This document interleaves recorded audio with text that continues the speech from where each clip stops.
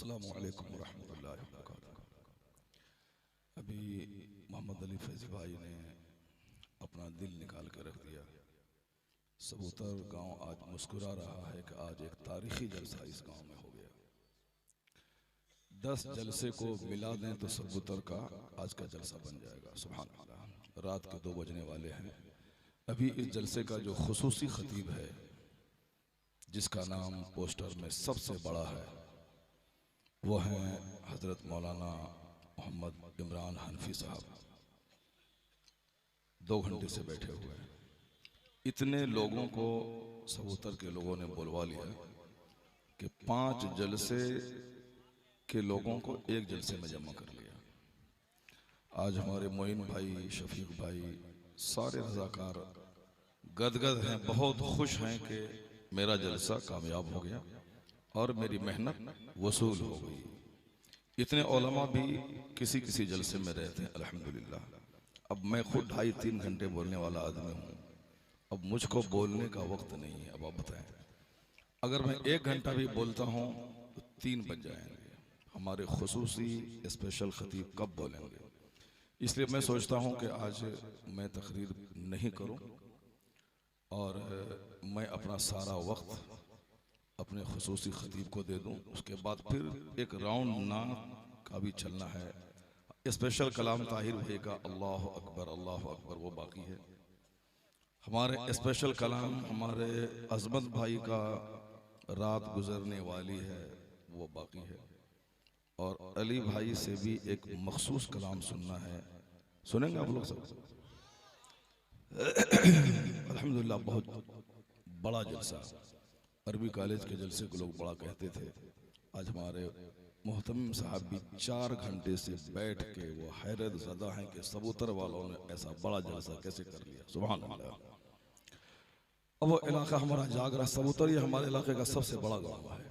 हमारी बिरादरी शेख बिरादरी, हमारे दोस्त लोग उसको खान कहते हैं। मैं भी कुछ नहीं कहता हूँ, चूँकि आला हजरत से निस्बत है इसलिए खान कहते हैं, मगर हकीकत में हम लोग शेख हैं। और इस इलाके में शेख की कम से कम 50 बस्तियां हैं और सबसे बड़ी बस्ती है सबूतर। तो यहाँ के लोगों ने बता दिया कि जो बड़ा होता है उसका काम भी बड़ा होता है। सुभान अल्लाह, सुभान अल्लाह। बड़ी बस्ती वालों ने बहुत बड़ा जलसा मुनक़िद किया और अब तक मालूम है कि 4 घंटे से तुम में बैठा हुआ। खिताबत करना बहुत आसान है, सदारत करना बहुत मुश्किल काम है। अब आज के बाद से मैं इलाके के जलसे की सदारत नहीं करूंगा, खिताबत करूंगा। भाई जिस वक्त मेरा टाइम हो बुला लो, मैं 1 घंटा 2 घंटा बोलूंगा और फिर मैं चला जाऊंगा। सदारत नहीं करूंगा। 4 घंटे कौन बैठा रहेगा? फिर जलसा बड़ा कैसे होगा? फिर जलसा बड़ा कैसे होगा? माशाअल्लाह, हमारे कफील भाई खुद एक जबरदस्त नकीब हैं, मगर पता नहीं आज वो जरा सा मायूस नजर आ रहे हैं। होता है लगातार 30 जलसे लोग महीने में पढ़ेंगे। अभी रंग में आएंगे वो भी। अभी समझ लें कि पूरा जलसा बाकी है। अभी कफील भाई का रंग बाकी है और हमारे तीनों शोरा का भी रंग बाकी है और खिताबत तो बाकी, सारा जलसा अभी बाकी ही है। आप लोग जाएंगे नहीं यहाँ से? नहीं जाएंगे ना? बस वादा करें डेली तो सोते ही हैं, कभी कभी जागें। कल रात ऐसे ही मैं 2.5 घंटे बोल चुका हूँ नेपाल में शुरू से सो ही लिए और इसलिए से मैं खुद थका हुआ हूँ और अल्लाह का शुक्र है कि मुझको टाइम ज़्यादा नहीं मिला बोलने का। बस सिर्फ 2 बात मैं कहना चाहता हूँ, मेरी बात सुनिए। 2 बात सुनेंगे आप? सिर्फ 2 बात जो मैं कल भी कहा था और अक्सर जलसों में मैं कहता हूँ, वो दोनों बातों को आप सुन लें। उसके बाद मैं इमरान हनफी साहब को, अपने दोस्त को, जो हिंदुस्तान के एक ज़बरदस्त खतीब हैं, बरेली शरीफ में जब ये खिताब करते हैं तो उलमा अवाम सब बहुत दिल की गहराई से सुनते हैं और एक हौसला मिलता है। तो हिंदुस्तान में 10 अगर मोटिवेशनल स्पीकर हैं मजहबी स्टेज के, यानी जिससे हौसला मिलता है, जीने का मनोबल ऊंचा होता है, सुस्ती दूर होती है, उन 10 इंपॉर्टेंट मोटिवेशनल स्पीकर में एक नाम इमरान भाई का भी आता है। और वो आपके सामने आज बताएंगे कि हमें हिंदुस्तान में कैसे जीना। इसको, इस ड्रोन कैमरा को हटाओ यार, सारे लोग उसी को देखते हैं। एक नई, एक अजूबा चीज लोग देख रहे हैं, उसी की तरफ तवज्जो हो जाती है। इसको साइड कर लो, पीछे पीछे कर लो उसको। मोटिवेशनल स्पीकर हैं हमारे इमरान साहब। अभी आप उनकी तकरीर सुनेंगे। तकरीर चीख पुकार चिल्लाना अरे तुरे करने का नाम नहीं है। वाह 5 मिनट में भी तकरीर होती है। अगर वो तकरीर दिल में जगह ले ले और क्या बात है। जिंदगी की हर शाहराह पे काम आ जाए, सबसे कामयाब तकरीर वही है। सुभान अल्लाह। 5 मिनट में भी तकरीर होती है और 5 घंटे में भी तकरीर होती है। बस दिल में वो बात उतर जाए। प्रैक्टिकल में जलसा तो अभी खत्म हो जाएगा 2 घंटे के बाद। क्या हुआ शफीक भाई? हाँ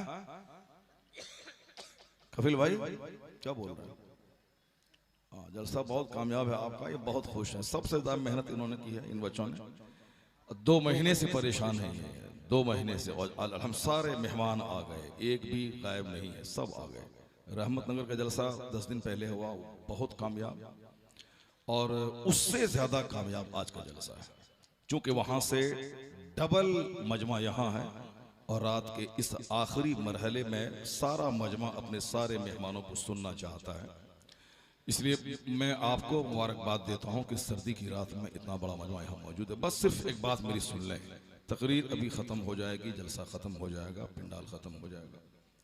सरकार गौसे आज़म रज़ी अल्लाह ताला अन्हो ने दुनिया की सच्चाई और दुनिया की हकीकत को सिर्फ एक जुमले में बयान किया। जिस दुनिया के लिए हम रीझते हैं, जिसके लिए हम नमाजें छोड़ते हैं, जिसके लिए हम भाई भाई का कत्ल करते हैं, जिसके लिए हज हम पर फर्ज हुआ था 25 साल पहले, आज तक नहीं कर पाए कि घर बना के दे दें, बेटी की शादी कर दें, बेटे को नौकरी दिलवा दें।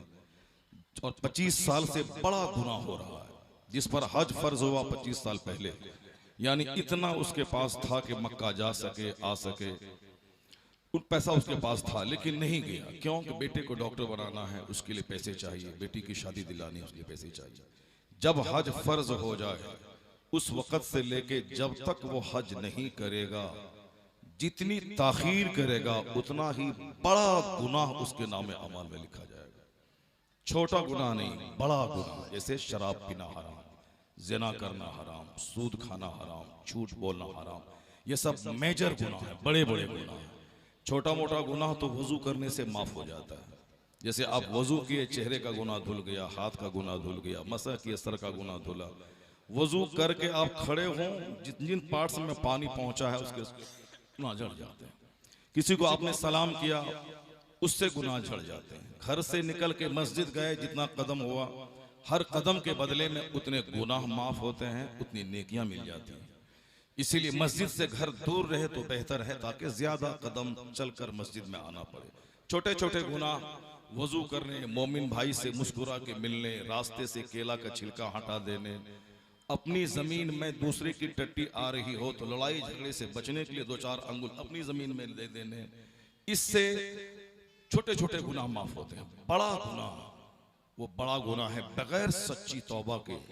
और अगर जिस गुनाह का कफ़ारा अदा करना हो बगैर उसके, वो गुनाह माफ नहीं होता, बड़ा गुनाह, गुनाह कबीरा कहते हैं। तो हज फर्ज हुआ किसी पर 10 साल पहले, और वो हज करेगा 10 साल के बाद, तो ये पूरे 10 साल उसके नामे अमाल में बड़े गुनाह लिखे जाएंगे।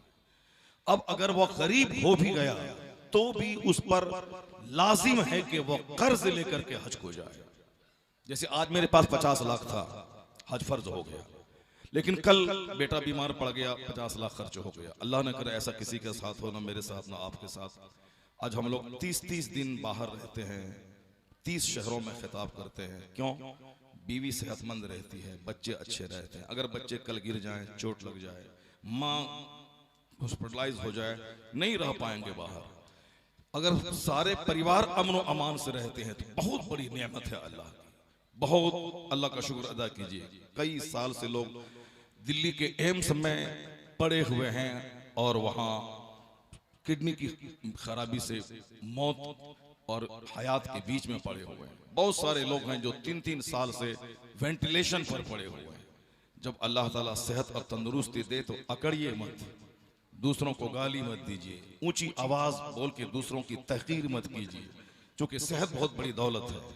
अल्लाह सेहत देना जानता है तो ऑक्सीजन घटा के 3 साल तक वेंटिलेशन पे रखना भी जानता है। इसलिए इस सेहत की कद्र कीजिए। मालूम यह हुआ कि जैसे आज मेरे पास 50 लाख है, हज फर्ज हो गया, फौरी हज करें। मकान बनाना, बेटे की पढ़ाई का इंतजार करना, बेटी की शादी का इंतजार करना, ये जरूरी नहीं है। आप फौरी हज करें। अगर कल 50 लाख रुपए खत्म हो गए आपके, जबकि हज के लिए चंदा करना हराम है, दूसरों से मांगना। बहुत सारे जलील किस्म के लोग होते हैं जो बोलते हैं कि मैं इस बार हज को जा रहा हूँ, इसलिए हमको पैसा दीजिए, चंदा दीजिए। वो जलील किस्म के लोग होते हैं। चूंकि हज के लिए चंदा करना हराम, सवाल करना हराम। हाँ, कोई अपनी तरफ से कह दे कि मैं आपको हज करवाऊंगा, आप चले जाइए, तो ठीक है। लेकिन हाथ फैला के मांगना, सवाल करना, ये जिल्लत है। और नाम भी नहीं लेना चाहिए कि मैं मदीना जाना चाहता हूँ, ताकि लोग ढेर नजराना दे दे। वो खसासत है, रसालत है, बहुत कम। बस समझ लें कि वो कम अक्ल की दलील है, वो पस्त हिम्मती है। वो हज के लिए सवाल करना हराम है। लेकिन कर्ज लेना भी दुरुस्त नहीं है, कर्ज लेके हज को जाना दुरुस्त नहीं है। लेकिन अगर किसी पर हज फर्ज हुआ, 50 लाख रुपए थे, हज फर्ज हो गया, कल किसी वजह से बीमारी में या परेशानी में पैसे खर्च हो गए, अब उस आदमी के लिए पनिशमेंट, सजा यह है कि वो कर्ज लेकर के हज को जाए। ये पनिशमेंट है कि कर्ज लेके वो हज को जाए। मैं ये बात इसलिए कह रहा हूं कि हम में से कितने लाख लोग हैं मुसलमानों में जिन पर हज फर्ज है, मगर दुनिया की मोहब्बत, बाल बच्चों की मोहब्बत की वजह से वो हज नहीं कर पाए। ए भाई उठो मत, बैठे रहो, अभी सारा जलसा हमारा बाकी है, भागो मत, अभी सारा जलसा बाकी है। 3 घंटे के अंदर में सारा जलसा होना है। तो मैं कह रहा था, इसी दुनिया और बाल बच्चों की मोहब्बत की वजह से बड़े बड़े गुनाह हम लोग कर रहे हैं। हज में भी देरी कर रहे हैं, नमाज नहीं पढ़ पा रहे हैं। बहुत सारे लोग हैं जो घर से दूर सऊदी अरब में ऊंट चरा के बच्चों की शादी का इंतजाम कर रहे हैं। सिर्फ दुनिया की मोहब्बत ने मुझको तबाह कर दिया। ये दुनिया है क्या चीज? गौसे आजम ने एक जुमले में इस सच्चाई को बयान किया है कि दिल की गहराई में आप उतार लें। गौसे आजम ने तकरीर की थी, 70,000 का मजमा होता था, 400 उलमा दवात और कलम लेकर गौसे आजम की तकरीर नोट करते थे। 1000 किलोमीटर दूरी पे पहाड़ों की चोटी पे कोई अल्लाह के वली होते थे तो वो भी गौसे आजम की आवाज वहां सुन लेते थे। 1 महीने के बाद वह लौट के बगदाद आते तो जो मौजूद उलमा होते, 400 दवात कलम लेके लिखने वाले, उनकी तहरीर से अपनी तहरीर मिलाते थे तो एक हर्फ का फर्क ना होता था। गौसे आजम की करामती 70,000 का मजमा। अभी तो 70,000 लोग यहाँ नहीं होंगे, मगर मैं माइक हटा दूं तो बमुश्किल तमाम आधे मजमे तक मेरी आवाज पहुंच पाएगी। लेकिन वो वलियों के सरदार हैं कि जो पहली कतार में लोग सुनते थे गौसे पाक की आवाज, उसी तरह की आवाज आखिरी कतार के लोग भी सुनते थे। इतने बड़े औलिया सालिहीन के सरदार हैं गौसे आजम बाकरामत वली। वो तकरीर में एक बार बोले, हम लोग तो खूब चीखते हैं, चिंगाड़ते हैं, यहाँ की वहां की बोल बाल के मजमे को हिलाते हैं, फिर भी नहीं हिलता। लेकिन गौसे आजम ने तकरीर में क्या कहा था? कहा कि अब्दुल जब्बार की माँ मेरे लिए दूध ला रही थी और मिट्टी के प्याले में दूध था, वो ला रही थी, ठोकर लगी, हाथ से प्याला गिर गया, प्याला टूट गया, दूध सारा जमीन में गिर गया। कोई बात नहीं है इसमें, लेकिन दुनिया की सच्चाई का सारा फलसफा गौसे पाक ने बयान कर दिया। इतना कहना था कि लोग अपने गरीबान फाड़ने लगे, सर के बाल नोचने लगे, अमामा टोपी फेंकने लगे, जंगल की तरफ भागने लगे, मजमे में जैसे आग लग गई हो, चीख पुकार की आवाज बुलंद होने लगी, गरीबान फाड़ने लगे। क्यों? उन लोगों ने गौसे पाक के उस एक जुमले से दुनिया की सच्चाई को समझ गए। वो लोग गौसे पाक जो कुछ कहना चाहते थे सुनने वाले समझ गए। गौसे पाक ये कहना चाहते थे कि ये दुनिया एक मिट्टी के प्याले की तरह है, ठोकर लगी, प्याला टूट गया। ये दुनिया उसी मिट्टी के प्याले की तरह, कांच की तरह है। अभी जिंदा है, 1 मिनट के बाद मेरी मौत का ऐलान होता है। अभी हम मौसम खुशगवार है, 1 मिनट के बाद खतरनाक जलजला पूरी आबादी को जमीन में धंसा देता है। 1 सेकंड भी नहीं लगता है। अभी अभी तुम मुझसे वो मिल के गया था, 2 मिनट के बाद अचानक देखते ही रहे एक्सीडेंट किया, निगाहों के सामने मर गया। जलसा से वापस आ रहे थे, बिल्कुल फजर की नमाज पढ़ने के बाद, सुबह का टाइम था, एक बुढ़िया रोती हुई रास्ते से गुजरी, क्योंकि सामने एक टेम्पू और एक बाइक वाले की टक्कर हुई। स्पॉट डेथ, 1 मिनट में बच्चा मर गया उसका। वो बूढ़ी माँ भी आंख मसल के उठ रही थी, उनको खबर मिली मेरा बेटा मर गया। क्या दिल पे गुजरता होगा। ये दुनिया उसी मिट्टी के प्याले की तरह, आज है कल खत्म। ये दुनिया की उम्र है 25,000 साल कमोबेश समझ लें। अब 25,000 साल आखिरत का एक दिन उसके मुकाबले में आधा दिन है। इस आधे दिन में दुनिया की सारी कहानी खत्म है। मगर चूंकि हमारे लिए दुनिया बहुत बड़ी चीज है, इसीलिए जन्नत ना मिले ना मिले, मकान मिले, अल्लाह रसूल राजी हो ना हो उससे कोई फर्क नहीं पड़ता। मेरा बेटा डॉक्टर बन जाए, इंजीनियर बन जाए, जो होगा मरने के बाद देखा जाएगा। आज तो कम से कम अच्छा खा पी लें, अच्छा पहन लें। इसी छोटी सी सोच ने मुझको एक बहुत बड़े दिन के अजाब की तरफ माइल कर दिया। हमेशा दिमाग में यह रहे कि आखिरत का एक दिन 50,000 साल के बराबर, उसके मुकाबले में दुनिया का 100 साल 1 सेकंड है। तो अक्लमंद वो है जो हमेशा आखिरत और जन्नत को निगाह के सामने रखे, उसके लिए दुनिया की सारी मुश्किलें आसान हो जाएंगी। गौसे आजम के सिलसिले के एक बुजुर्ग कहते हैं कि सिर्फ मेरी 2 बात याद रख लेना मेरे बेटे, 50 किताबों को पढ़ने से बेनियाज हो जाओगे। उन्होंने कहा कि एक बात, वो शेख कादरी कहते हैं गौसे आजम के सिलसिले का बुजुर्ग, हमेशा दिमाग में ये रखना कि जन्नत से बढ़कर कोई नेमत नहीं है। दुनिया में मैं अरबपति बन जाऊं मगर मेरा भाई चिढ़ने वाला होता है, मेरा पड़ोसी जलने वाला होता है। हासिद से कोई खाली नहीं है। सरकार ताजुश शरिया बहुत बड़े शेख, कमो बेश 10 करोड़ मुरीदों के मुर्शिद, दुनिया का सबसे बड़ा जनाजा, दुनिया भर में शोहरत, मेरे जैसे लाखों लोग तड़प के रह गए, उनके मदरसे में उनका कदम नहीं पड़ पाया, हसरत लेके आज तक जिंदा हैं। मेरे घर में, मेरे गांव मेरे शेख आते, अकेला कहां कहां जाते। इतनी मकबूलियत, इतनी शोहरत, जिनके लिए 7 घंटे तक हिंदुस्तान का प्रधानमंत्री बरेली शहर में वेट करता हो, जबकि 1 घंटे में 5 प्रोग्राम अटेंड करते हैं प्रधानमंत्री।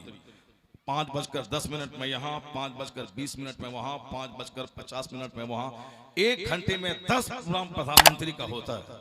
अब आप समझ सकते हैं कि 7 घंटे कितने कीमती होते हैं भारत के प्रधानमंत्री के लिए। वो बरेली सर्किट हाउस में 7 घंटे तक इंतजार करता रहा कि हुजूर ताजुश शरिया मुझसे मुलाकात करने का टाइम मुझको दे दें। मगर ताजुश शरिया ने कहा कि मैंने बाप दादाओं से जो दीन की खिदमत की जिम्मेदारी पाई है, उससे फुर्सत कहाँ है कि किसी हाकिम से मैं मुलाकात करूं। इसलिए मैं कभी कभी कहता हूं कि इस सदी में कौन है जो गौसे आजम की याद ताजा कर गया, कौन है जो जनाबे दाऊद ताई, जिनसे मिलने के लिए खलीफे बगदाद हारून रशीद बेचैन रहते थे, वो मुलाकात का टाइम न देते थे। लोग कहते थे वो दाऊद ताई ही थे, ऐसा कोई दूसरा हो नहीं सकता। इस जमाने का दाऊद ताई कौन था? उसी को दुनिया अख्तर रजा खां अजहरी कहती है, नाइबे गौसे आजम। और इस जमाने का जुनैद बगदादी, इस जमाने का दाऊद ताई। हमारे नजदीक तो एक मुखिया, एक एमएलए, एक प्रधान, एक काउंसलर बहुत बड़ा होता है। उनके नजदीक हिंदुस्तान का प्रधानमंत्री भी कोई माना नहीं रखता। मैं उनकी बात कह रहा हूं, उनसे भी हसद करने वाले, उनसे भी चिढ़ने वाले, आज तक लोग उनसे जल रहे हैं, चिढ़ रहे हैं। तो चिढ़ने वाले दुनिया में रहते हैं, आदमी की तबीयत खराब हो जाती है जब पता चलता है ये मुझसे जल रहा हो। मेरा 50 करोड़ का बंगला है मगर मेरा पड़ोसी जल रहा है, मुझको अच्छा नहीं लगता। दुनिया में किसी भी एंगल से सुख नहीं है। यहाँ आप अच्छे हैं, बेटा अच्छा नहीं है, बेटा अच्छा है, बीवी अच्छी नहीं है, बीवी अच्छी है, पड़ोसी अच्छे नहीं है, पड़ोसी अच्छे हैं, रिश्तेदार अच्छे नहीं है, इमाम अच्छा है, मुक्तदी अच्छे नहीं है, मुक्तदी ठीक है, इमाम अच्छे नहीं है, पब्लिक ठीक है, मौलवी ठीक नहीं है, मौलवी ठीक है, पब्लिक ठीक नहीं। दुनिया में हमेशा हर एतबार से परिपूर्ण कोई चीज नहीं है। यहाँ अगर मैं मालदार हूं तो मेरे पास इल्म नहीं है। एक अरबपति है चेन्नई का, वो अंग्रेजी नहीं जानता है। जब वो देखता है कि एक गरीब उसका नौकर अंग्रेजी फर्राटे से बोलता है तो उसकी आंख में आंसू के कतरे आ जाते हैं। ये खरबों की दौलत में क्या करूं जब मैं अपने बायर के पास में बोल नहीं पाता हूं। उसके वो अपने दोस्तों के पास अपनी बीवी को नहीं लेके जाता। वो है अरबपति, 50 करोड़ की कार है, उसकी बीवी काली कलोटी भूतनी है, उसको वो घर से बाहर ले जाने में शर्म महसूस करता है, नहीं ले जाता। वो खुद अरबपति है, बीवी अच्छी नहीं है। इस दुनिया में 100% लोगों का यही हाल है। घर अच्छा है तो गाड़ी नहीं, गाड़ी अच्छी है तो सेहत नहीं, सेहत अच्छी है तो पड़ोसी रिश्तेदार अच्छे नहीं। तो दुनिया में सुख नहीं है। सुख है कहाँ? जन्नत में, जहां ना बुढ़ापे का अंदेशा है, कोई बूढ़ा नहीं होगा, जहां ना कोई आपकी नेमत से चिढ़ने वाला होगा, जहां ना कोई चीख पुकार करके आपको परेशान करने वाला होगा, ना कि नेमत के छिन जाने का अंदेशा होगा। यानी हर एतबार से आज मैं अरबपति हूं मगर एक अंदेशा दिमाग में रहता है, अगर कल दौलत घट गई तो क्या होगा। आज खूब प्रोग्राम चल रहा है, 30 दिन में 35 तकरीरें हो रही हैं, कल अगर लोग नहीं पूछेंगे तो मेरा क्या होगा। ये सदमा सबको रहता है। पीर साहब है, मुरीद बुलाते हैं, नजराने देते हैं, मगर वो भी दिमाग में रहता है कल जब मैं बूढ़ा हो गया, बिस्तर पे पड़ गया, लोग नहीं बुलाएंगे तो मेरे बच्चों का क्या होगा। दुनिया में सबको फिक्र रहती है, जन्नत में कोई फिक्र नहीं। वहां नेमत छिनेगी ही नहीं, मौत को ज़बह कर दी जाएगी। जो जन्नत में है 30 साल का जवान, न दाढ़ी मोछ की तकलीफ, न पसीने की बदबू, न नींद की तकलीफ, न हासिदों की तकलीफ, न नेमत के छिन जाने का अंदेशा। वहां हर एतबार से सिर्फ मस्तियां ही मस्तियां हैं। गौसे आजम के सिलसिले का शेख कहता है, मेरे बेटे 24 घंटे जन्नत को दिमाग में बसा ले। कोई मकान, कोई दुकान, कोई दुनिया की राहत तेरी नमाज नहीं छोड़वा पाएगी, तेरा ईमान नहीं लूट पाएगा। जन्नत जब दिमाग में रहेगी तो दुनिया का कोई सुख न तेरी नमाज छोड़ा पाएगा, न तेरे ईमान को लूट पाएगा। हर वक्त नजर उस जन्नत पे रहेगी। और दूसरी बात उन्होंने कही कि बेटे हमेशा जहन्नम को याद रखना।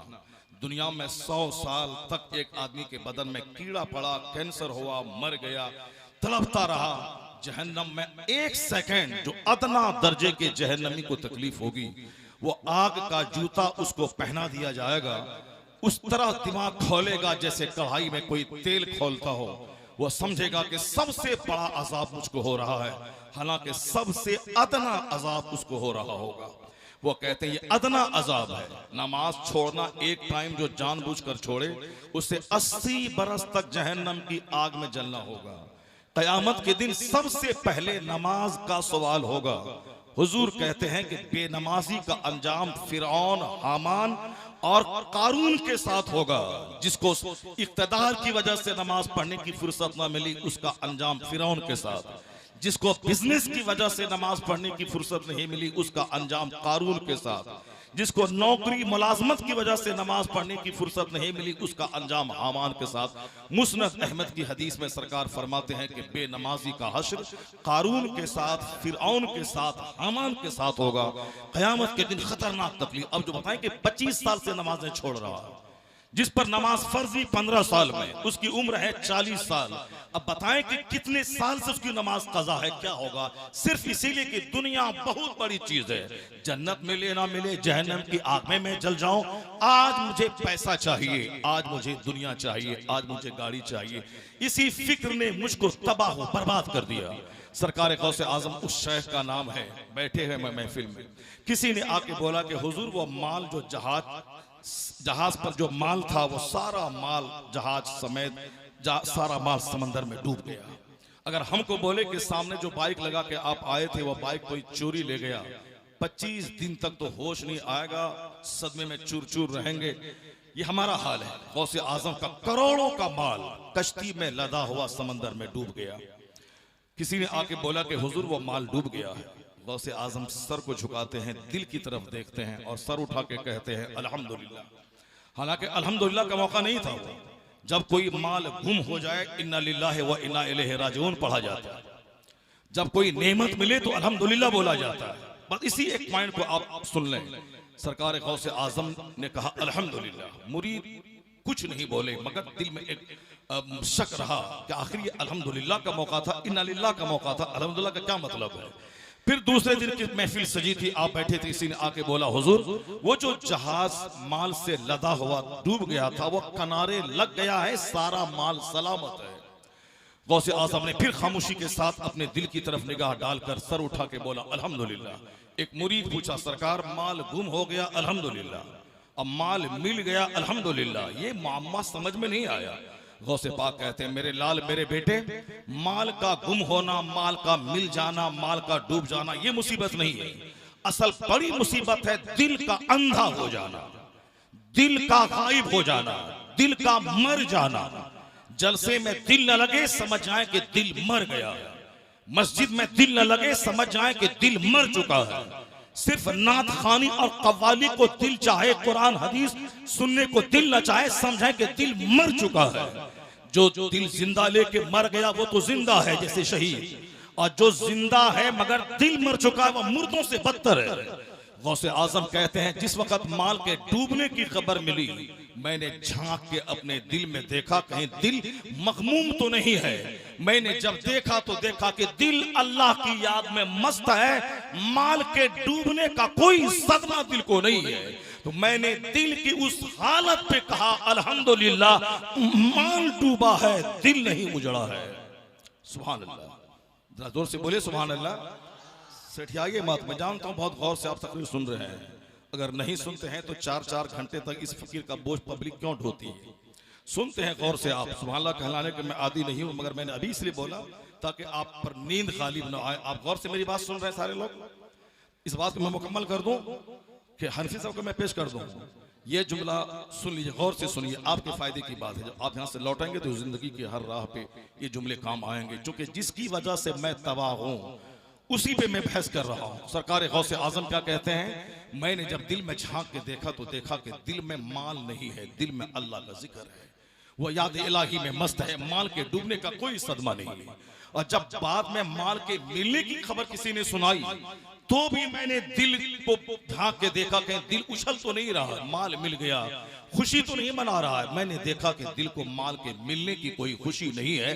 तो मैं दिल की उस हालत पे कहा अल्हम्दुलिल्लाह, माल बाहर रहे दिल के अंदर न रहे, बीवी बच्चों की मोहब्बत बाहर रहे दिल के अंदर न रहे, मकान बनाने का सपना रहे दिमाग में मगर दिल को वो नापाक न कर दे। यह दिल है वह दिल जो तेरी याद से मामूर रहा, सर है वह सर जो तेरे कदमों पे कुर्बान गया।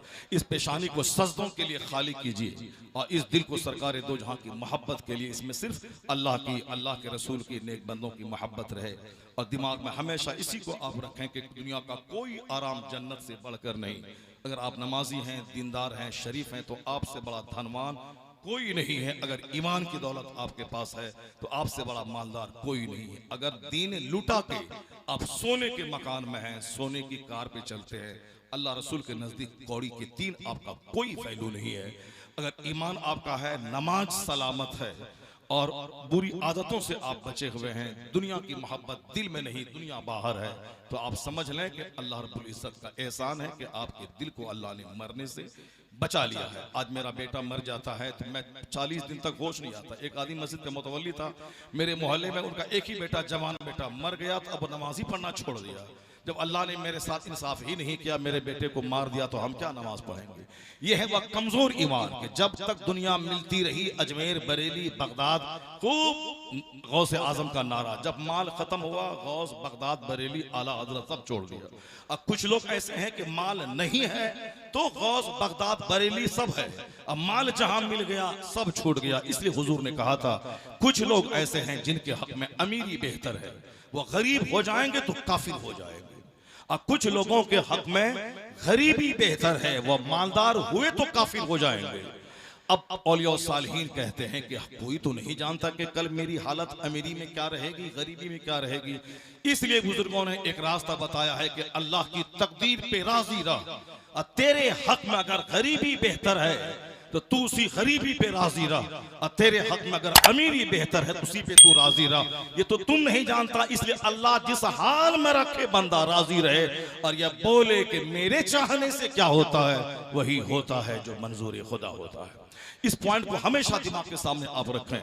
सरकार गौसे आजम का एक बेटा मर गया, आप तकरीर कर रहे थे, कहा इन्ना लिल्लाहि व इन्ना इलैहि राजिऊन, तकरीर चालू है। फिर कुछ देर के बाद का हुजूर जनाजा हाजिर है, आप मेंबर से नीचे उतरे, जनाजे की नमाज पढ़ा दी।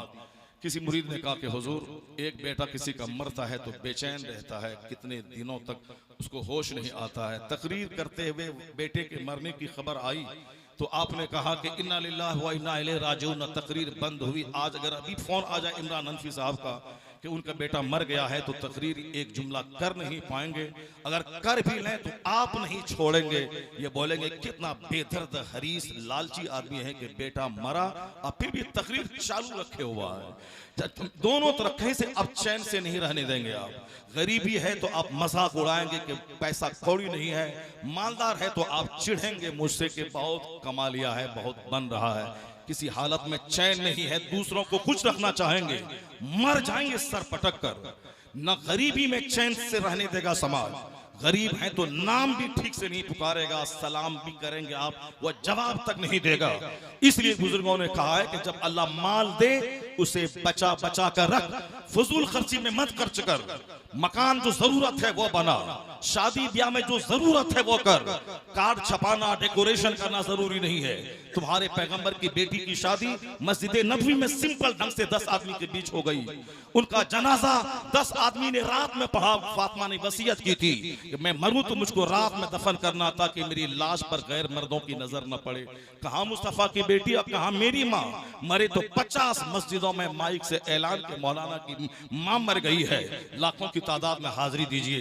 वहां जन्नती औरतों की सरदार का इंतकाल हुआ है, सिर्फ 10 लोग जनाजे में हैं, ताकि दिन में मेरा जनाजा नहीं रात में निकले, अजनबी मर्दों की नजर मुझ पे न पड़े। जिसने पर्दे का इतना ख्याल किया, कयामत के दिन यह इनाम मिलेगा कि जब फातिमा पुलसरात पार करेंगी, आवाज आएगी, या अहलल जमे नक्किसू रऊसकुम व खुद्दू अबसारकुम, सरों को झुका ले, आंखों को बंद कर ले। मुस्तफा की बेटी फातिमा पुलसरात पार करने वाली है।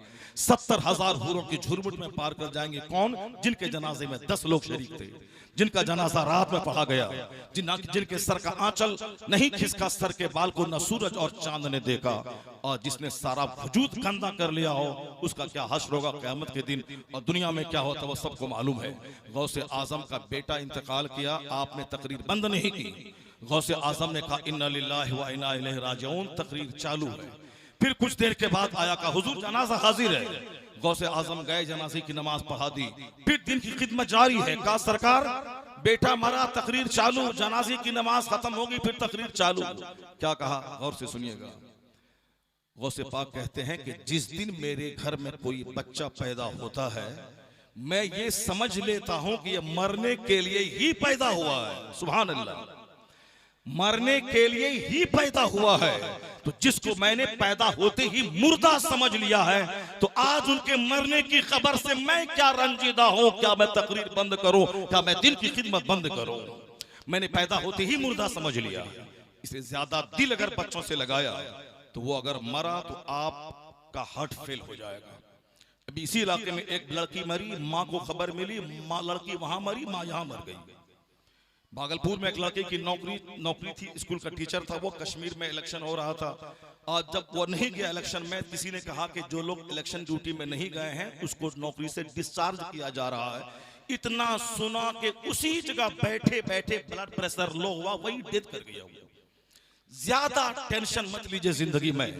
बच्चों से प्यार ये समझकर कि बस इसकी परवरिश मुझ पर फर्ज है, मैं इबादत समझ के पाल रहा हूँ। बीवी की खिदमत ये समझकर इस हक के ज़ौजियत में अदा कर रहा हूँ। माँ बाप को चेहरा देखें ये समझकर कि माँ बाप की फरमाबरदारी जरूरी है, मैं इनका चेहरा देखकर हज मबरूर का अजर हासिल कर रहा हूँ। ज्यादा दिल अटैच करेंगे माँ बाप से, माँ बाप मरे तो आप मर जाएंगे। ज्यादा दिल अटैच रहा औलाद से, तो औलाद मरी तो आप मर जाएंगे। ज्यादा दिल अटैच रहा दौलत और मकान से, तो मकान जहां जल्जले में गिरा आप सडन डेथ के शिकार हो जाएंगे। गौसे आजम का फॉर्मूला अपनाइए कि जिस दिन कोई बच्चा पैदा होता है, मैं समझ लेता हूं कि मरने के लिए ही पैदा हुआ है। अगर ये फिक्र रहेगी तो कभी कोई सदमा नहीं होगा, ना दौलत के छूटने का, ना औलाद के मरने का, न किसी के बीमार पड़ने का। याद इलाही है तो हर हाल में मस्त रहेंगे। इसीलिए मैं कहता हूं ईमान सलामत है, अच्छे आमाल सलामत है, तो सब कुछ सलामत है। दीन भी सलामत है, आखिरत भी सलामत है।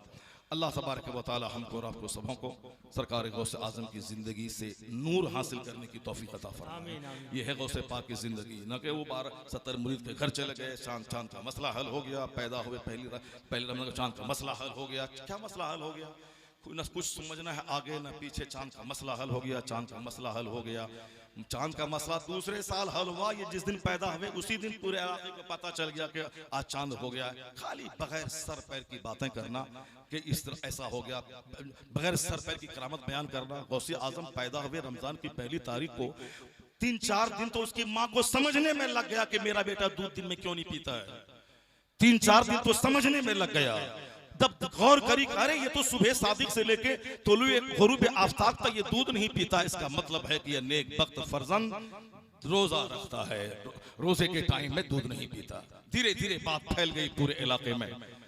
अगले साल जब चांद का मसला खड़ा हुआ कि आज 30 है या रमजान की पहली तारीख है, चूंकि ये बात मशहूर हो चुकी थी समाज में कि सैयदों के घर में एक बच्चा पैदा हुआ है जो पिछले साल पूरा रमजान दूध नहीं पिया था, दिन के टाइम में रोजा रखा था, इस बार शहादत कहीं से नहीं मिल रही है, चलो जरा चल के पूछें कि क्या हाल है। लोग आए, दरियाफ्त का पता चला कि अब्दुल कादिर आज सुबह से दूध नहीं पिया है, इसका मतलब है कि आज रमजान की पहली तारीख है। ये है दिमाग में आने वाली बात है कि चांद का मसला हल हो गया, चांद का मसला हल हो गया। अभी परसों पंडवा शरीफ में मस्जिद में मैं जुमा की नमाज के लिए जब मैं गया, मुझ पर जब नजर पड़ी तो मुझको माइक उन्होंने दे दिया, लेकिन हमसे पहले वो यही बोला था चांद का मसला हल हो गया, चांद का सबूत मिल गया, चांद की गवाही मिल गई। ये बताइए, ये बात अकल में आने वाली ये बात है कि पिछले साल की जो बात थी वो इलाके मशहूर हो चुकी थी, अगले साल चूंकि दूध पिलाने की मुद्दत 2 साल है, तब जब खबर मिली, ये भी खबर ऐसा नहीं कि माँ ने बोली कि दूध नहीं पिया है तो चांद की खबर मिल गई, नहीं, कोई मुफ्ती ऐलान नहीं कर सकता है किसी करामत को बुनियाद बनाकर जब तक कि शरई गवाही न मिल जाए। लोग समझ गए कि आज रमजान की पहली तारीख है, यह तो तय है, क्योंकि उन्होंने आज सुबह से दूध पीना छोड़ दिया है। लेकिन कैसे ऐलान करे कि चांद हो गया है इस बच्चे की करामत को देखकर? लोग इसी में परफेक्ट तो थी, इसी दौरान खबर मिली, शहादत की शरई गवाही मिल गई, फिर ऐलान हो गया। ये है सरकार गौसे आजम के बचपन की करामत। उसको लोग कैसे कैसे बयान करते हैं कि गवाही मिल गई, चांद का सबूत मिल गया, गवाही मिल गई, चांद का सबूत मिल गया। इसलिए पढ़ना है तो थोड़ा गहरा इल्म रखिए, सोच समझ के पढ़िए। व्हाट्सएप और यूट्यूब में कुछ पढ़ा उसी को उल्टा पुल्टा बयान कर दिया, ऐसा नहीं है। जो कुछ बयान कीजिए मुस्तनद, ऑथेंटिक और खूब कसरत से मुताला करके, कसरत से किताब पढ़िए। पढ़ने के जमाने में सिर्फ पढ़ना जानता है आदमी, असल शऊर इल्म हासिल फरागत के बाद होता है। मुताला मरते दम तक जारी रखिए। ताजुल शरिया सैकड़ों मुफ्ती होते थे सेमिनार में, सब परेशान है 5 घंटे से, इसका जुजिया कहाँ है? मेरा शेख जब मुस्कुराता था तो 2.5 घंटे में जो मसला 250 मुफ्ती से हल ना हो सका, 2.5 मिनट में वह मसला ताजुल शरिया हल कर देते थे। चूंकि 70-75 साल की उम्र में भी कसरत से किताबों का मुताला करते थे। उस बुढ़ापे में उन्होंने सुन के पूरा कुरान याद कर लिया। बुढ़ापे में यहाँ जवान आदमी है, इतना दर्द है दिमाग में, बीवी बाल बच्चा मकान दुकान, ये ट्यूशन वो ट्यूशन, ये कुरान खानी वो कुरान खानी, किताब पढ़ने का मौका नहीं, हैरान परेशान चेहरा उतरा हुआ है, जब यानी जबरदस्ती जी रहा है, जीने का मन नहीं है। किताब से दिलचस्पी रखिए, खूब कसरत से मुताला कीजिए। आप आलिम हैं, आपका सबसे बड़ा हथियार किताब है। 50 खरब की दौलत आपके पास हो, कोई वैल्यू नहीं है। अगर इल्म और अमल है तो आपका हाथ चूमा जाएगा, या सोच कर नहीं कि आप झोपड़ी में रहते हैं इसलिए हाथ चूमा जाता है, आप नाइबे रसूल हैं, मुस्तफा की हदीस बयान करते हैं। ये इज्जत है आलिम की। आलिम कार पे क्यों ना चले, कोई इज्जत नहीं। इज्जत है कितना वो मुताला करता है, कितना अपने पढ़े हुए पे वो अमल करता है। सरकार गौसे आजम बहुत बड़े जय्यद आलिम, बहुत बड़े किताब का मुताला करने वाले और बहुत बड़े दुर्वेश और जाहिद का नाम है। अल्लाह ताला हमको और आपको सबों को अपनी जिंदगी में प्रैक्टिकल में गौसे पाक की जिंदगी से नूर हासिल करने की तौफीक अता फरमाए। मैंने टाइम आपका आधा घंटा ले लिया, मुझको बोलना नहीं था, मगर चूंकि आप जब यहाँ से लौटेंगे तो आपको कुछ मैसेज लेके जाना चाहिए, रोशनी मिले। अब हमने ये वो बयान कर दिया, पता चला कि जिंदगी में गुजारने के लिए कुछ है ही नहीं, तो मैंने एक जबरदस्त नुक्ता आपके सामने दिया। अगर आप जिंदगी में सामने रखा, मुमकिन है कि हौसला मिलेगा, मोटिवेशन मिलेगा जीने का, मायूस नहीं रहेंगे, फांसी पे नहीं लटकेंगे, जहर खा के नहीं मरेंगे। हर मुसीबत में ईमान सलामत रहेगा, हौसला सलामत रहेगा, अगर बुजुर्गों की जिंदगी आपके सामने रही। अल्लाह ताला आपको हमको सबों को सरकार गौसे पाक के सच्चे गुलामों में कबूल फरमाए और कब्र में हश्र में उनका झंडा नसीब फरमाए। कादरी कर कादरी रख कादरियों में उठा, कदर अब्दुल कादर कुदरत नुमा के वास्ते। अब हमारे कफील भाई कहाँ चले? हाँ नहीं जरा थोड़ी सी रकाबत हो जाए। हाँ अब इस पूरा जलसा बाकी है।